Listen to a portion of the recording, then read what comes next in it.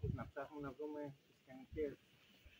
Αυτό, ακόμα περισσότερο εκεί. Γιατί για σκεφτείτε τώρα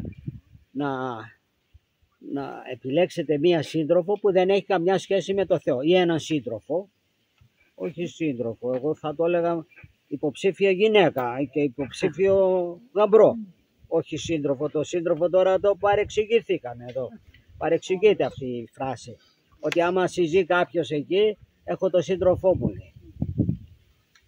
Ο Θεός δεν θέλει σύντροφους, θέλει ή σύζυγο ή σύζυγη. Αυτά θέλει. Δεν θέλει συντρόφους. Έτσι. Να επιλέξετε βεβαίως. Το ότι βλέπουμε τόσα ναυάγια είναι γιατί δεν προσέχουν οι άνθρωποι το σύζυγο ή τη σύζυγο που θα έχουν στο σπίτι.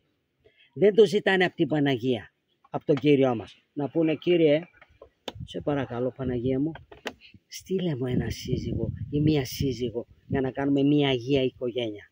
Παρά θα πάει στην καφετέρη, θα πάει στο μπαρ, για να ψάξει, θα πάει στις... δεν ξέρω πού άλλου θα πάει, στις θάλασσες εκεί, για να βρει. Και τι θα βρει, τι θα βρει. Το βλέπουμε τι θα βρει. Στους 100 γάμπους, 99 είναι αποτυχημένοι. Ενώ οι άνθρωποι που το ζητάνε από τον Χριστό, από την Παναγία, γιατί ο Χριστός ξέρει τον κατάλληλο για τον καθένα, την κατάλληλη για τον καθένα. Τα ξέρει. Και έχουν όλοι οι άνθρωποι τον κατάλληλο. Αλλά πρέπει να το ζητήσουμε από αυτό που μπορεί να μας το δώσει.